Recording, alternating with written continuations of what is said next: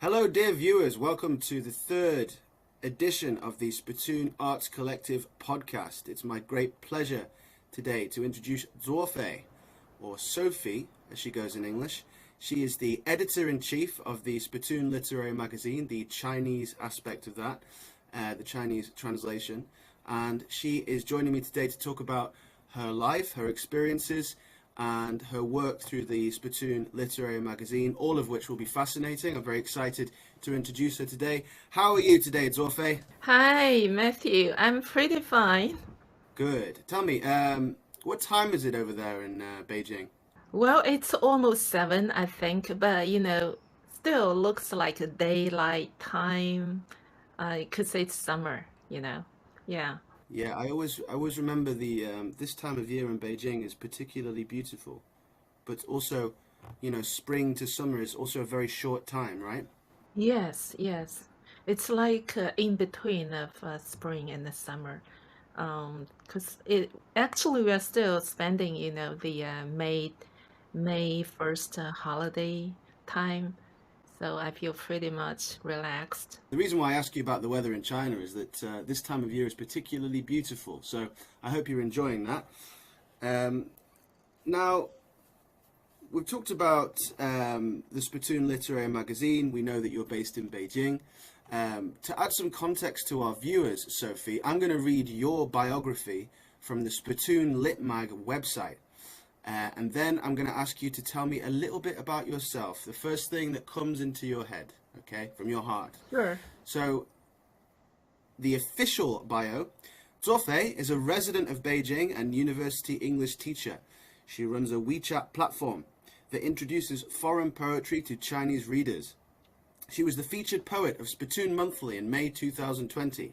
Her work appears in the likes of Poetry of Jiangnan, Mountain Flowers, Youth Literature. Her collection of essays is forthcoming from Guangxi Normal University Press.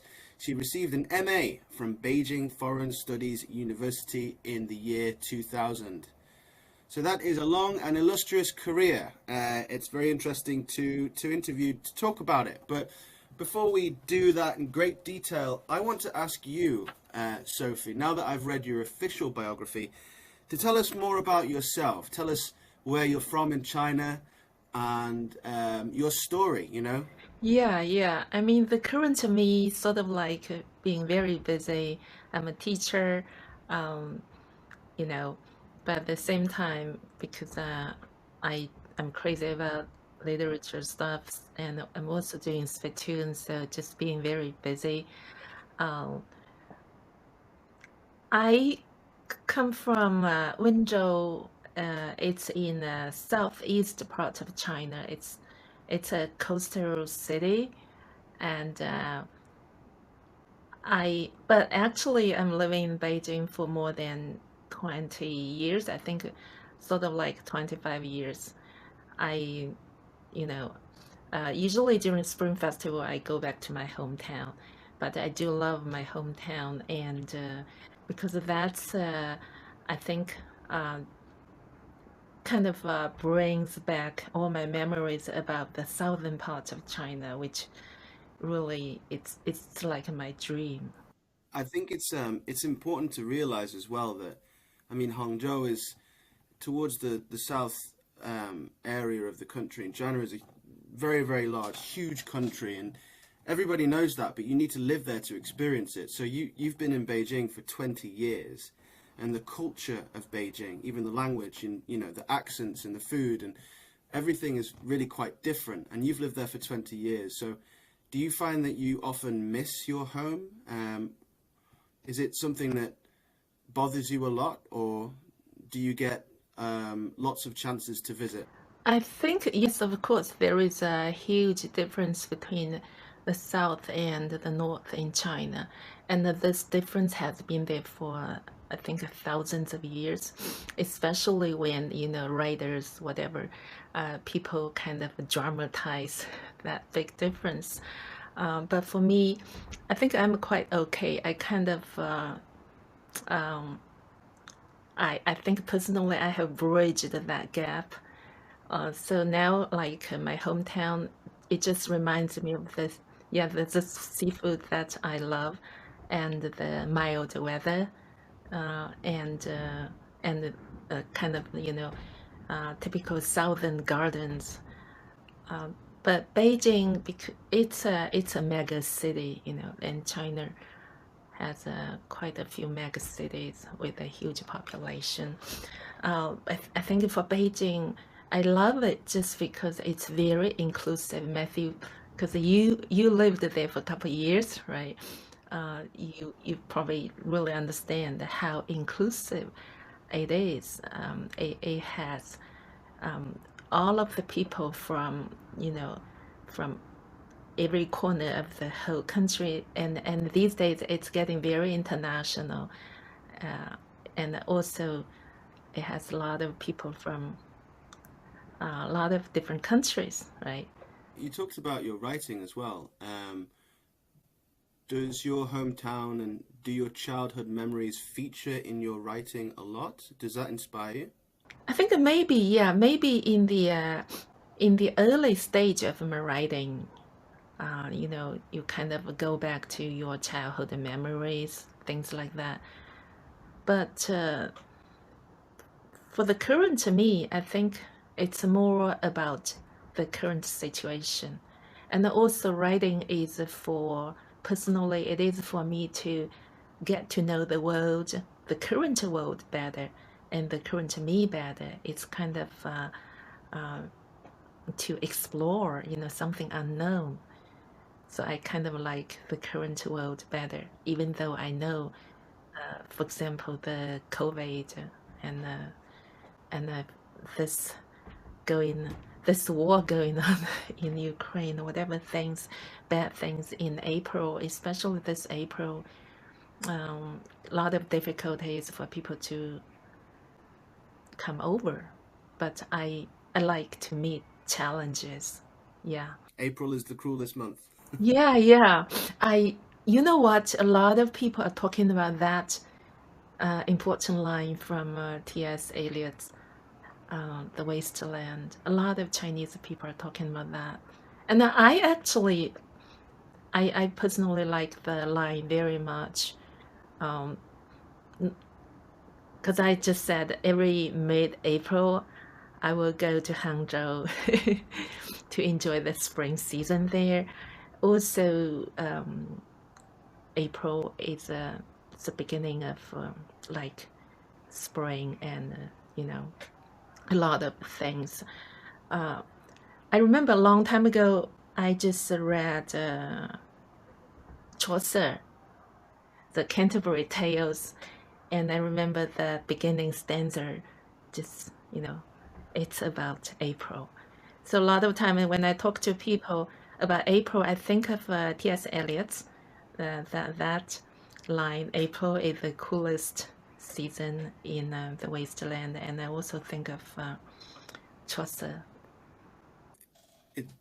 It's interesting that you say that so many other Chinese writers and fans of literature are talking about that line from T.S. Eliot's The Wasteland. And you've also mentioned as well Chaucer, and you've linked them together through the season of spring. So it's clear to me already that these, Western writers from more modern times and from more ancient times too, in the past, are influential to you. You enjoy reading them. So I'd like to move towards that. First of all, I'll ask you. You talk about lots of Chinese people are discussing T.S. Eliot. Where are they discussing it? How are they discussing it? Maybe you could tell me a little bit about the WeChat platform that you have you've taken over. You mean the WeChat, this platform that I use for my poetry blog? Okay. Yeah, I've been doing that for quite a few years. Actually, I'm not the person to set up, that poetry blog. It was set up by my friend, but he just let me to do the job. Now it's like maybe 5 or 4, I think 5 years ago. So I've been doing that for 5 years. And and these days it has become one part of my routine life.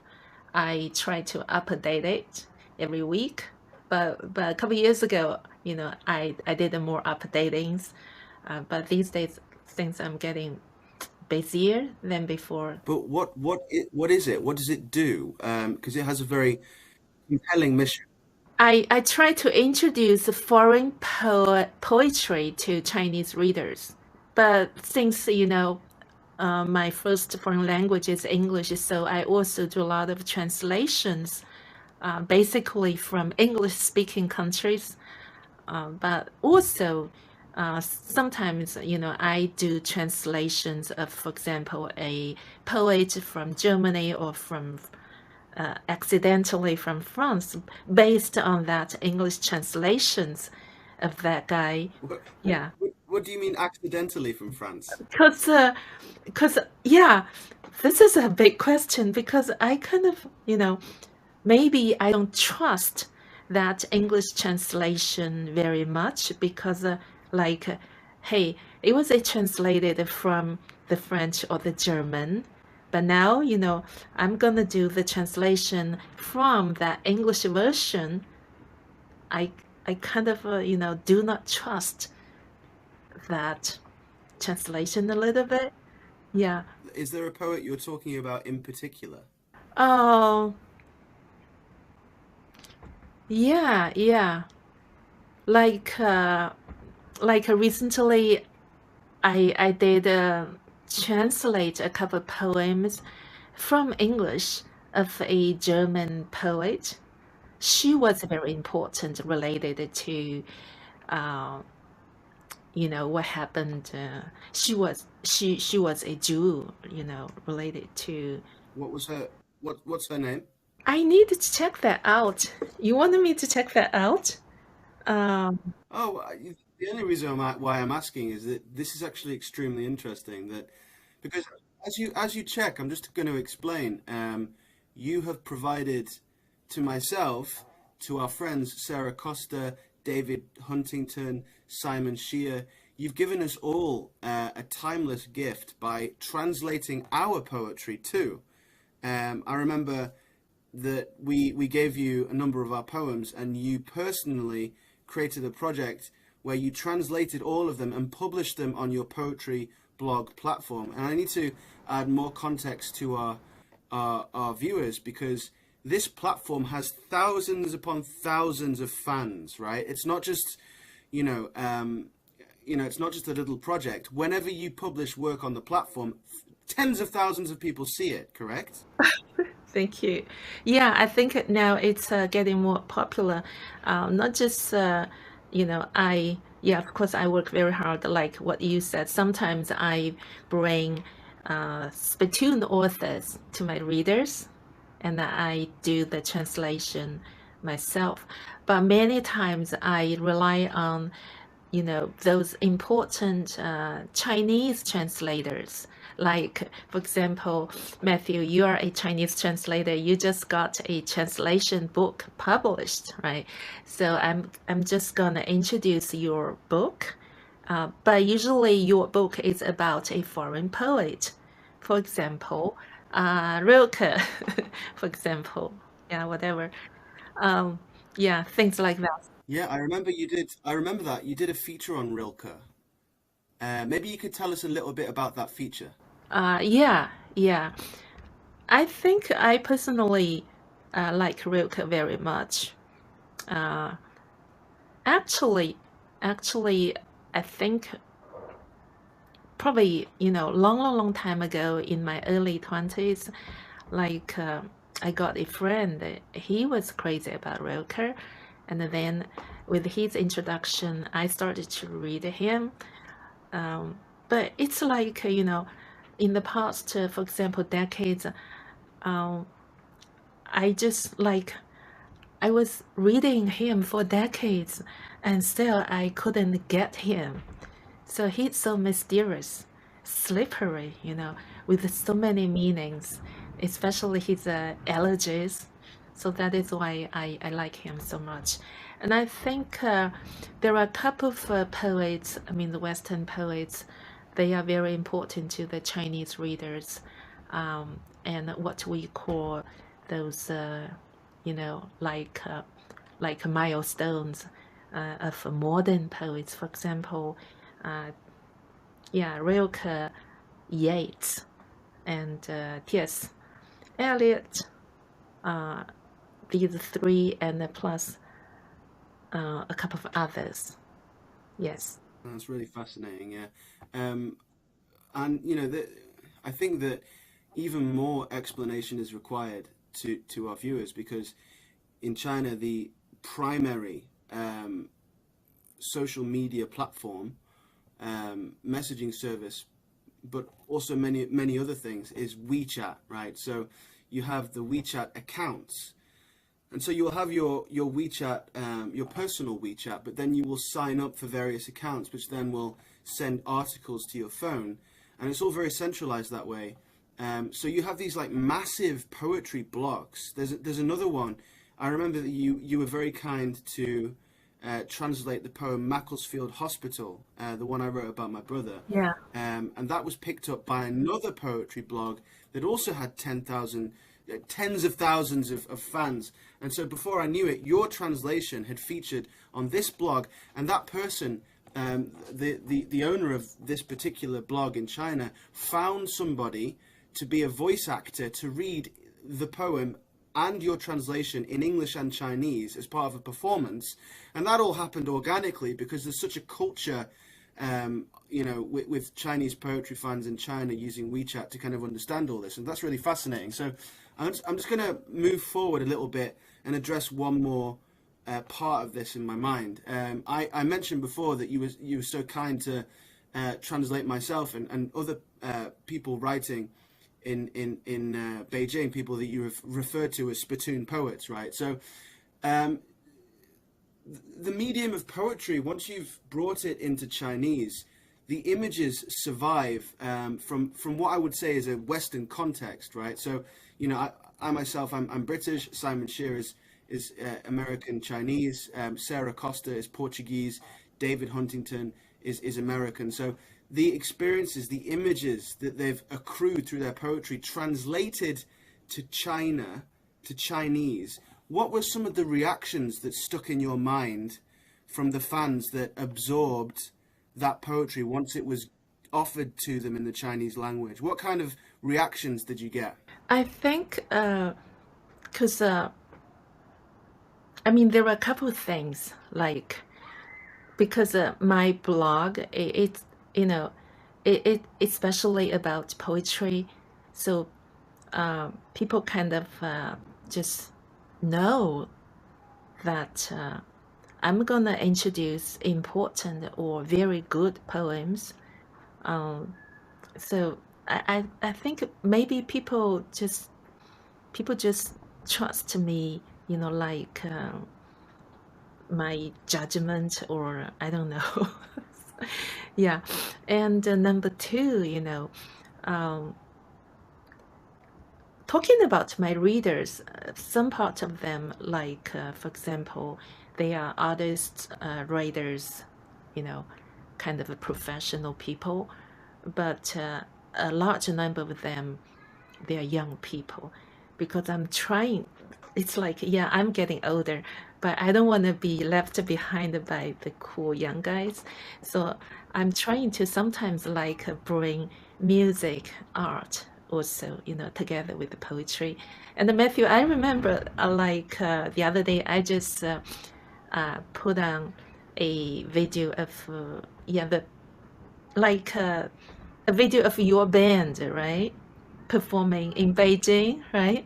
So to my readers. And also talking about translation, I think translating foreign poetry, I mean, it has been there in China for decades, because China started to be open to the outside world. I think not at the very beginning, at the beginning of the 20th century, especially in the year of 1919, when what we called the New Cultural Revolution. Like a couple of very important Chinese guys, they studied abroad and they wanted to introduce this modern culture into China. And like, for example, they reformed the language just to be more modern, to be more colloquial, things like that. I think that was a very important year. And then later, China got opened again to the outside world in the late 1970s. And I think started to introduce a lot of foreign works, literary works, art works into China, especially in the early 1980s. And I remember at that time I was a teenager girl, right? Especially in the year, for example, 1986, 1987, I remember like I woke up and like everybody was reading Freud, And then, of course, all of the other modern writers like Virginia Woolf, William Faulkner, James Joyce, these three like modern writers, and later Proust from France, and of course a lot of other, modern writers. So I think the Chinese readers, they have become accustomed to, that kind of foreign culture that was introduced or translated in the modern, in these days, of course, the quite contemporary Chinese language. So that's why I see me and my readers, we understand each other, what we are doing, right? And also, you just mentioned that the time I, just translated some authors from the Spittoon community, like you, and up to now, I think maybe 5 or maybe 7 people. You just mentioned their names. Okay. I think, yeah, like these people, yes. I mean, their original works, for example, written in a Portuguese language or English language, but translated from the English. Like, for example, Sarah's work, Sarah put it into English herself, and then I put her English into Chinese. I think all the original works, of course, got kind of identity. Because with the authors, for example, national identity, racial identity, cultural identity. But I do understand that there is a common ground for all those works. That is, we are modern people. We are living in the same time.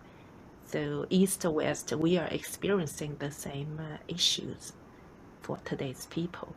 So that is why their works actually can speak to the readers. And they enjoy them very much. Yeah, this is what happened. Excellent, good answer. Yes, that's really interesting. Yeah, because that actually that touches on the core essence of the Spittoon Literary Magazine as well, but in kind of a reverse, like an inverted way. Because the reason why it's fascinating to me is that when someone writes poetry, good poetry, they are they're imagining or transmuting the world in a way that's very, very specific and unique to them, and compelling and electrifying, and moving, and that there's a real honesty and truth to it when it's done right. So to be able to represent that effect through translation across cultures is very, very, very, very important. And you've done that by translating foreign writers. Now, the Spittoon Literary Magazine does it by providing Chinese writers in translation in English, right? So the same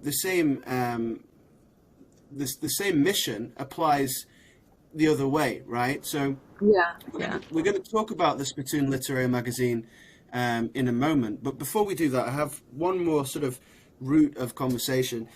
We talked about the very interesting connection you had to foreign writers through your life, and how your contemporaries, your friends and fellow students were also interested in writers like T.S. Eliot, Yeats, Rilke, etc. I want you to tell me who your favorite Chinese writers are and why. Why are they influential to you? I think this writer should be Lu Xun.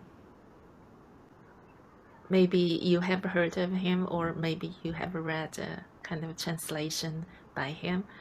Uh, he's so important, not just important to me, but also to a lot of Chinese people, because he was like the most important guy to firstly introduce into China some modern literature from foreign countries, not just from the West, because I think he started in Japan at that time, long time ago. And number two, he was a thinker, so he was a very good critic. He strongly criticized, whatever issues at that time in China. And so when we read, I mean, his works today, you can even, I mean, his works kind of speak to us pretty well. Yeah. And also, he himself was a very good writer. Like, for example, he's considered as the first very important writers to do some fiction with the modern Chinese language, like this one called The Diary of a Madman. I think it's very important. Yeah. Yeah. Also as well, sorry to interrupt there briefly, I believe that we have, is that a child's voice in the background? Oh yeah, yeah. Do you like it? Wherever we go in your house, it is impossible to escape the ambient sounds of Beijing, which is fine, good. The sound of the youth. I closed the window. I closed the window, but um, a child's voice, it's like shrieking. Yeah. As we talk about these influential writers, we are interjected by the sound of youth cutting through us like an electric knife. um, why not? Why not? Good. I'm going to keep that in the podcast. I think that that's belongs. It belongs in this video podcast. So we talked about Lu Xun, and he is known as a fiction writer, as a writer of fiction. Is that correct? Yeah, yeah. So maybe you could tell me as well, before we move on to talk about the magazine, some of your favorite Chinese poets, either in the past or in the present, contemporary poets. What comes to your mind?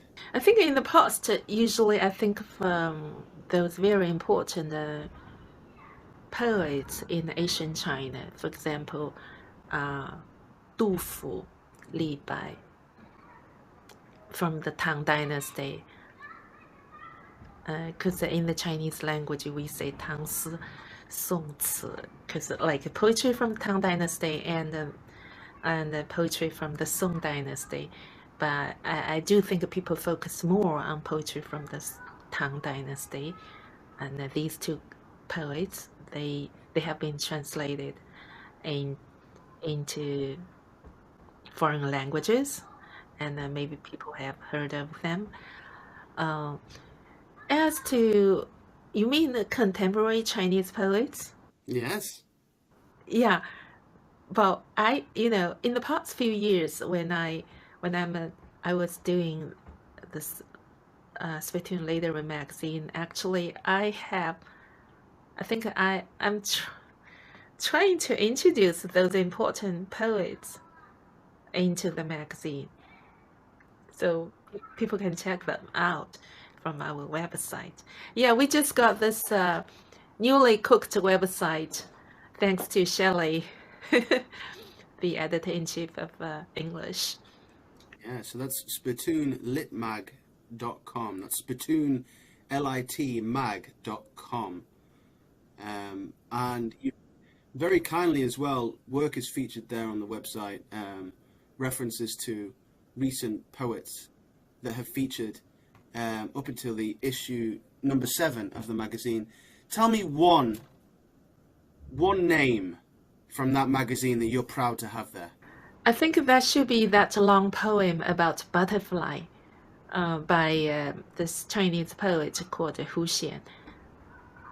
He got this poetry prize. Actually, it's called the Lu Xun Literary Prize for Poetry. But I happened to find that long poem.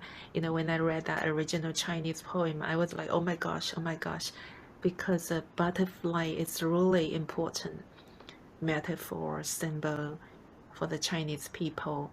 I think of Zhuangzi, the ancient philosopher, kind of like the grandfather of Taoism in ancient China, because he talked about a butterfly. He's a famous talking. It's like, like, hey, if you see this butterfly, you don't know whether, I think he said something like, I don't know if I dream of butterfly or the butterfly dreams of me. So that's very important metaphor. But Lu Xun's poem actually, it deals with this current life. It's about a lot of things. Yeah. Excellent answer. That's really interesting. Thank you for that. And I know that just to segue slightly to one of our other podcasts, recently we interviewed Anthony Tao, who's the coordinator of Spittoon Beijing. He produced a song about Zhuangzi Yeah. with his poetry and music collaboration that came together through our Spittoons project, right? So that's definitely prevalent there. So you've just triggered that memory in me. So you are editor-in-chief of the Chinese language section of the Spittoon Literary Magazine. And we've already broached and talked about what the Spittoon Literary Magazine is in our first podcast, the content of which featured a part where Shelley and Simon, the other editors, Shelley being the other editor-in-chief of the English language section and Simon being co-founder, had glowing reports about your contribution Thank you. to the magazine. Yeah, they were very keen to very quickly talk about how much you offer and how much you're integral to the spirit of its success. So just to kind of add context to people that may not know, the Spittoon Literary Magazine has grown and developed and evolved as a platform for Chinese writers in translation, largely directed towards, illuminating people in the West about these excellent writers. Originally, it was founded as a conduit for our writers that attended our events in Beijing, but it's evolved. Now, you have two major editorial processes, the English language side and the Chinese language side. You are obviously based in Beijing, and Shelley, the English language editor-in-chief, is currently based in Canada. She is Canadian Chinese, I believe. So that would mean that, you are literally communicating across the world in order to make this project happen. So not wanting to go on too much about it, I want to simply ask you organically what your conception of the Spittoon Literary Magazine is. Tell me, what is it? Sophie, describe it to me. How do you see it? Spittoon Literary Magazine is a bilingual journal about contemporary Chinese literature and art. So when I say contemporary Chinese, not just writers from mainland China, we are trying to bring also to our readers good works by, just the Chinese, in the Chinese diaspora diaspora world. For example, authors from Taiwan, because Taiwan, I mean, historically is rich in, I mean, good literary works. I remember when I was a teenager girl, I was crazy about those good works made by authors from Taiwan. I think they have a very special perspective. Yeah. So, and because it's bilingual, so, we put the two languages together. So we kind of set the bars pretty high, I think we are very tough on ourselves. We set the bars pretty high, so we work very hard on the program. You know, make sure they are of a good quality, and not just the authors. Like we choose both literary luminaries, but also emerging new voices. I think we prefer experimental works, very much. Okay, so that's about the works, what kind of original works we choose, and then we have to put it into the English language, right? So we have to get the translators. I think the translators, most of them are from the Spittoon community, because Spittoon is such a wonderful community for expats living in China, not just from Beijing community, but sometimes we reach out to the whole world for a possible promising translator. I remember recently, we got this important work from, an important author, and Shelley just posted, something on her Twitter, like we need a certain kind of translator, and very soon Shelley got lots of responses from the translators community, so I like what's going on. It's very inspiring. Like we work very hard, but we got kind of rewards, so it's very rewarding work, very satisfying, no matter how hard we work. Yeah. That's excellent. Yeah.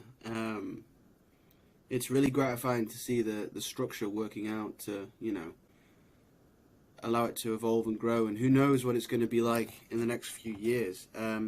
So you've talked about, I'm really glad that it's rewarding, because I know how much hard work and graft goes into the process. So perhaps you could quickly tell me about some of those challenges. Why is it challenging work, Sophie?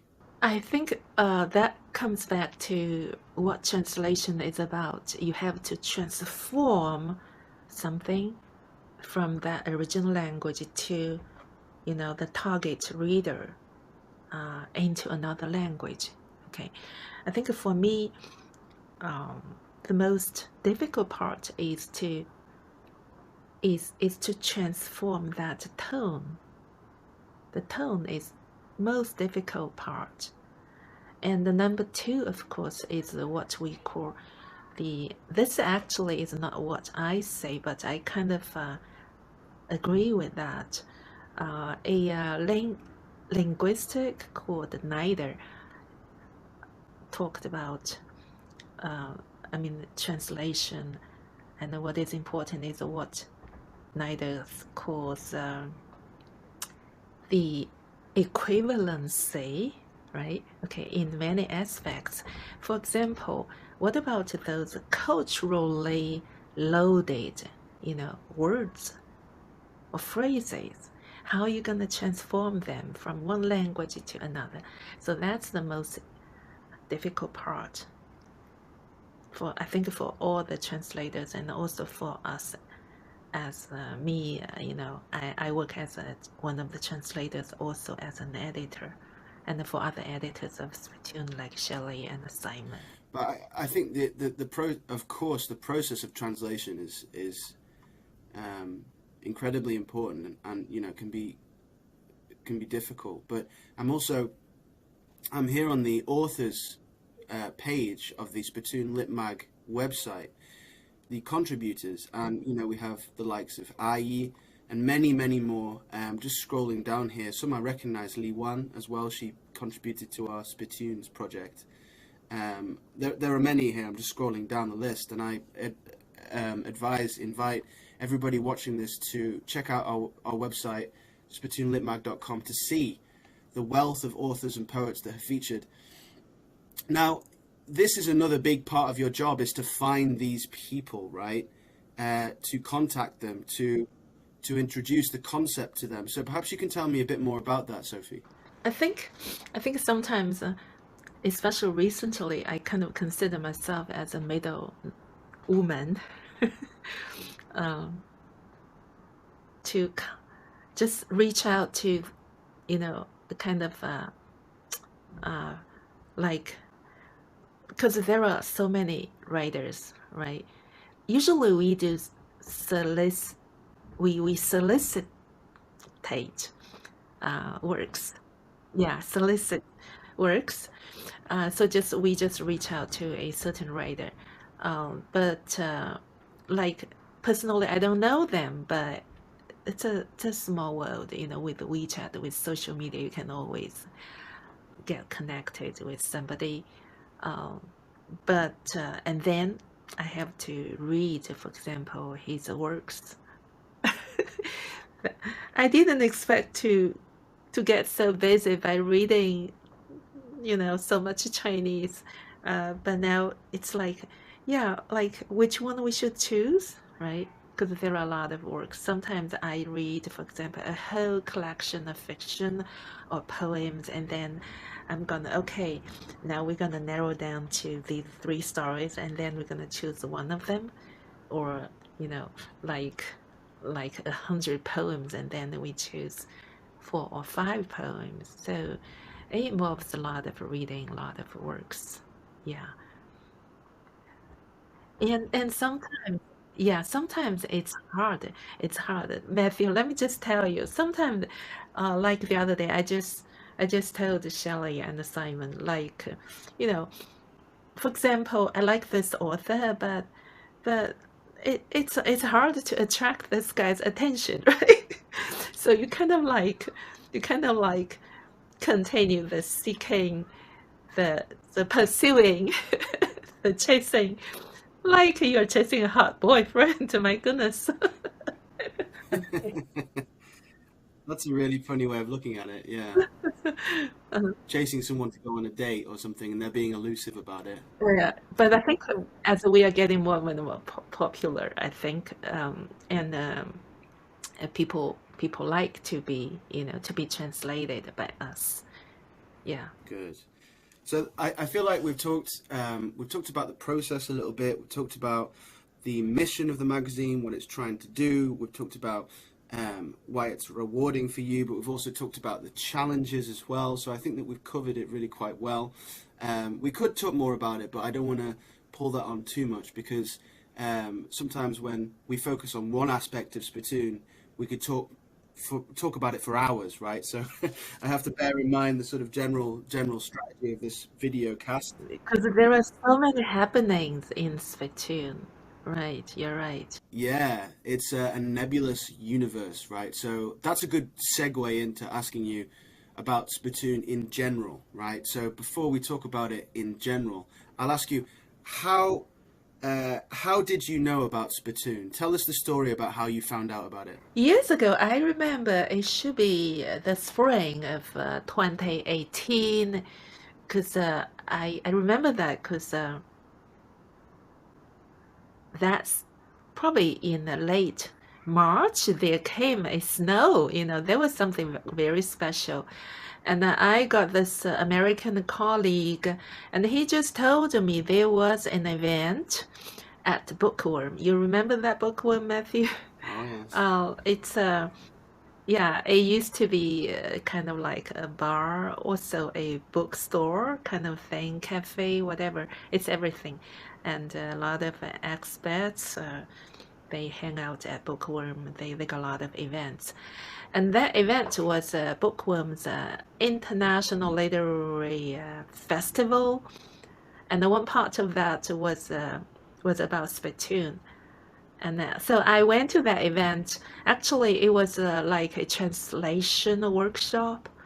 And there I met Simon, I met David, and a couple other guys. And then I bought, I remember, maybe 2 back issues of Spittoon Literary Magazine, maybe issue number 4. um, and then one day, when I was reading the magazine, I just went to the last couple of pages. I saw a list of buyers, of the authors, and of course it's a bilingual magazine. So and suddenly I got this idea. Maybe I can do some proofreading for the magazine, just as a volunteer.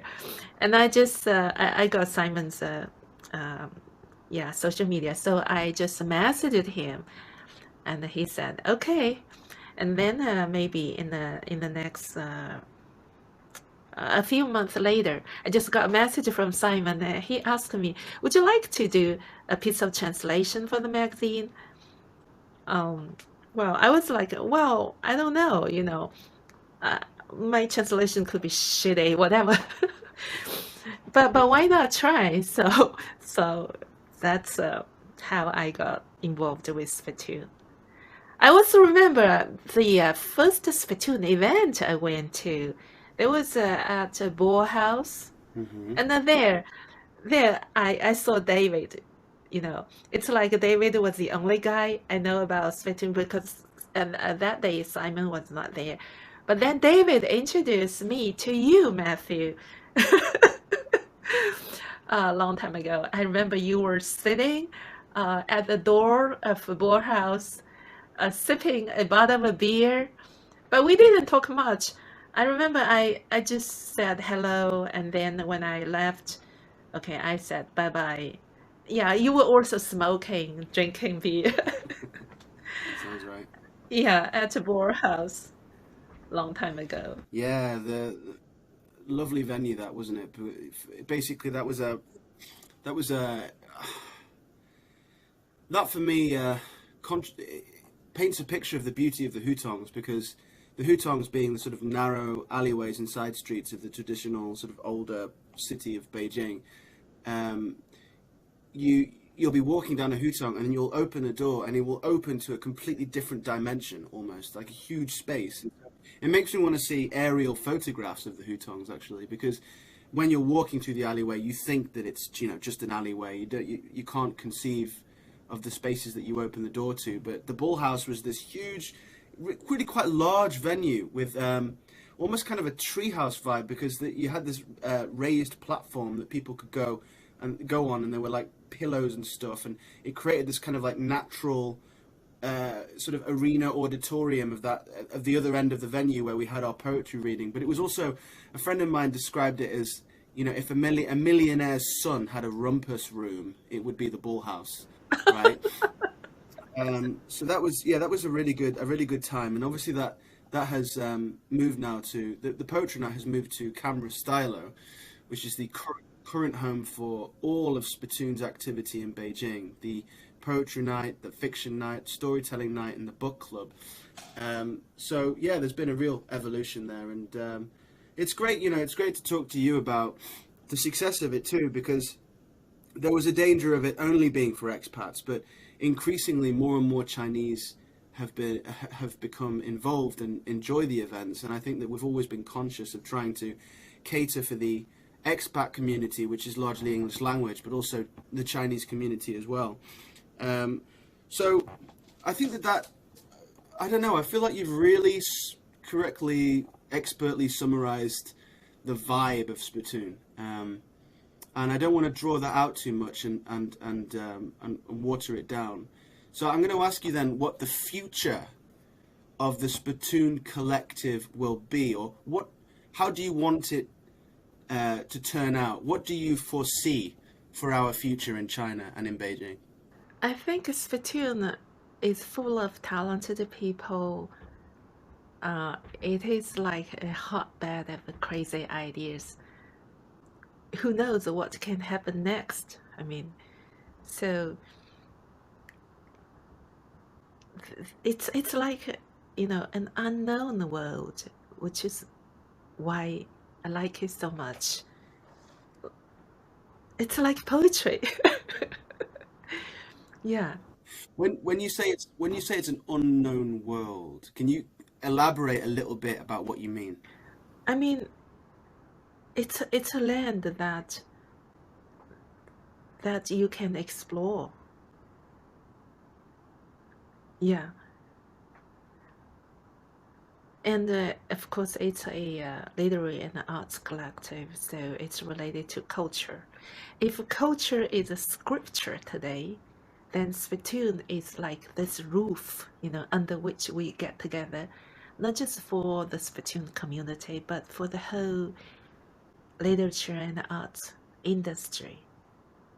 Yeah, I think that's a really nice way of looking at it, like a roof or I'm kind of imagining a kind of sort of shade not in a wasteland, but just like a large expanse or space. You have this large umbrella or shade of which to kind of hide under and coalesce and group together and make plans to kind of shelter from the blizzard. Yeah, I like this word. You just used a nebula. Nebulous. You just used the Yeah. word nebula. Yeah. It does feel like that. It is nebulous. One of the paradoxes about Spittoon is that because it's a volunteer-based organization, it's not like we don't have salaried members. We don't have a senior management team that says you do this and you do that, right? Everybody is a volunteer. So our powers of coercion need to be strong. We need to be able to convince people to do things for the greater good, right? It's like, you're the editor-in-chief of the Chinese language section of the magazine. There's an awful lot of work that goes into that. And I'll have to be honest, as the founder of Spittoon as well, since the beginning, loads of work and expense and various other things that I've loved contributing towards. And other members, Simon, David, and everybody else that's not coming to my mind now as I'm racing trying to explain it. Like, everybody's put almost equal amounts of effort in different ways, from building websites to maintaining social media, creating the magazine, running our events. And that we talked about Beijing, you have Annie in Chengdu, and that entire collective has its own vibe. Annie will feature on this podcast later. We have our efforts in Xi'an, we have our efforts in Shanghai, and each one of these collectives is run by its own leader, has its own vibe, and because it's decentralized, it's like we all share the umbrella, we share the brand, but we are at the same time allowed to do what we want with it, and somehow it's kind of worked out, right? Without having to enforce on people what it is. And I think that perhaps it's unfettered by the fact that it's not monetized, and it seems to work really well in China for some reason. So it's interesting to see how it would apply in the West, which is maybe something that we will do, possibly through our Spittoon Meridians project, which is online poetry readings, time zone by time zone. I will be doing the next Meridians event in the UK, which means I'll need to access the local poetry community in Sheffield. Good to hear. Say again? Good to hear. Good to hear, good, yeah. And David Huntington and Jennifer Fossenbell, Jen Fossenbell, they are the founders of that project, Spittoon Meridians. They will also feature on this podcast to tell us all about it. So that's all to look forward to. But yeah, my little speech over about Spittoon. It's great to speak to you, Sophie, because I feel like you really get it. And I have to emphasize for the purpose of this recording that you are definitely one of the champions of Spittoon, in the sense that you've seen and you understand the vibe, the energy, and you've contributed towards it for free, as others have. So for the purpose of the ages, Spittoon thanks you. Thank you, Matthew. And I would like to to be, I mean, thankful to the Spittoon community as well. I mean, without the community, I wouldn't be able to do anything, you know, with the community's support, care, and everything I've got. Yeah. That's lovely. Yeah. Well, that's great to hear. And I'm gonna before we get too emotional, I'm going to take a step back and address two of the questions that I've asked each one of our podcast guests so far. I think that you know what's coming. I'm going to ask you the question, and you just tell me what the answer is off the top of your head, okay? The first question... Actually, I don't know what you're going to ask. I have no idea. Okay, good. That makes it more compelling. All right, so number one. Okay. Zuo Fei, Sophie, what is the plight of poetry? You mean crisis? Yeah, crisis. Plight sounds better, but crisis. I think if a poem is banal, you know, there is no creativeness, there is no originality, that is the worst plight or crisis of poetry. Excellent answer. Honest answer. Yeah, can't help but agree with you. Banal poetry. Yeah, it's like watching a bad band play as well, you know. But there can be its own unique enjoyment in that. But yeah, good answer. Second question, Sophie. You have to spend your life, you have to spend eternity on a desert island, and you need to spend your time with a poet. Not the poet's poetry, the poet. So the personality of the poet. You need to choose that person to live with on a desert island for eternity. Which poet do you choose and why? I want to say Rilke, but then I'm like, maybe a poet that I haven't discovered yet. That would be a better surprise, you know. Yeah, I mean, well, unfortunately, we can't we can't we can't talk about the person that you haven't discovered yet because we don't know them. But that's a good answer. But perhaps you could tell me, why would you choose Rilke to live on a desert island with? Because I think he's mysterious. Yeah. Like he's unknown. You can always explore him. But what about when you need to you know, search for food together? Does being mysterious help that situation? Well, perhaps you don't know what you're going to get, right? You know what? That is why we are poets. It's like maybe survival is less important than, you know, seeking something.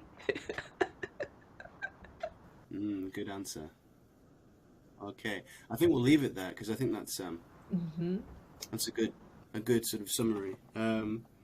So to end this wonderful podcast, first of all, I've had a really good time interviewing you. I think it's gone very well, and you've said some really interesting things that I'm looking forward to revisiting when I edit this podcast. I'd like to invite you, Sophie, to read the poem that you have prepared from the Spittoon Literary Magazine. Perhaps you can show us the cover and tell us a little bit about the poem and the poet.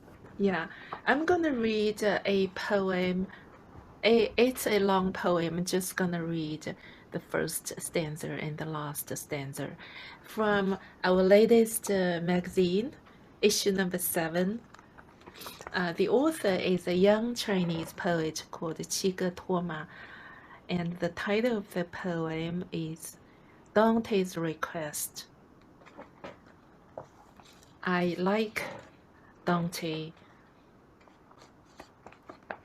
and it's about Dante, and I think in the last stanza it mentions Beatrice. So here's the first stanza. All my efforts of last night were made to force today to rise from a deeper layer of the earth. Abruptly gone is what has lifted us to such heights, and I sway evermore at the thought of all that is inadequate to support me, yet does. And here comes the last stanza. Also this, I need that last reserve of strength to grasp, a Dante of my own, for an infernal-esque request, unstoppable, has risen from the glorious depth. Grant me a Beatrice, most passionate and stern. That's it, Matthew. Back to you. Excellent. Thank you, Sophie. That was a great reading. And if you are watching this and you are interested in finding out more about the Spittoon Literary Magazine, please visit spittoonlitmag.com. All of the information about the magazine and how you can find out about the contributors is there on the website. So, Sophie, once again, I'd like to thank you for joining us.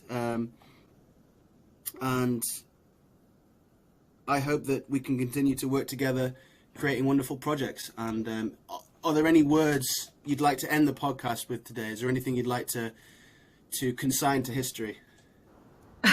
I just forgot to mention that this poem was translated by Jennifer Fossenbell and me together. Yeah, as I said, the Spittoon is a kind of a mysteriously promising, unknown world ahead of us. So I like this community, and I think there is a mysterious strength that get us united. Yes. I think there will be a bright future, whatever. Zuo Fei, Sophie, thank you very much. Bye bye, Matthew.